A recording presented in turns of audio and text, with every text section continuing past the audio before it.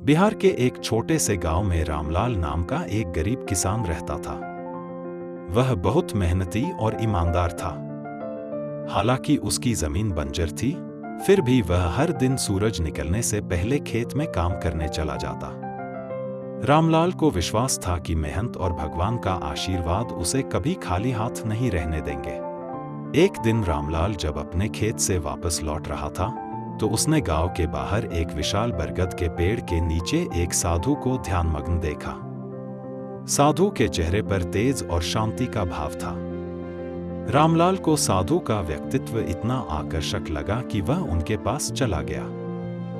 साधु ने अपनी आंखें खोली और रामलाल को देखते हुए कहा, बेटा, तुम कौन हो और यहाँ क्यों आए हो?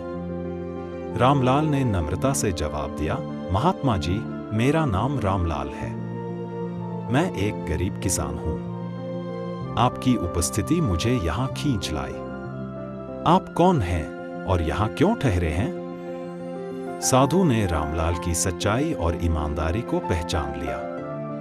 उन्होंने कहा, रामलाल, अगर तुम सच में मेरी सेवा करना चाहते हो तो एक काम करो, इस बंजर जमीन को उपजाऊ बनाओ।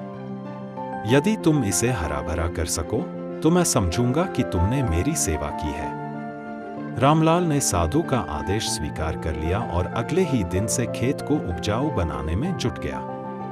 रामलाल ने हर दिन सूरज उगने से पहले खेत की सफाई शुरू की। उसने झाड़ियों को काटा, पत्थरों को हटाया और जमीन को जोतना शुरू किया। गांव के अन्य लोग रामलाल का मजाक उड़ाते थे। वे कहते, इस बंजर जमीन में मेहनत करना बेकार है, यह कभी उपजाऊ नहीं होगी। लेकिन रामलाल ने किसी की बात पर ध्यान नहीं दिया। वह साधु के वचनों को याद करके प्रेरित होता रहा। कुछ महीनों बाद रामलाल की कड़ी मेहनत रंग लाई। जमीन उपजाऊ हो गई और उसमें फसल उगने लगी। खेत हरे भरे हो गए और रामलाल की गरीबी दूर होने लगी।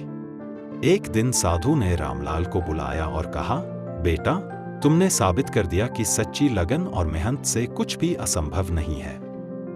अब मुझे इस गांव से आगे की यात्रा करनी है, लेकिन तुम्हारे लिए मेरा आशीर्वाद है। रामलाल ने नम आंखों से साधु को प्रणाम किया।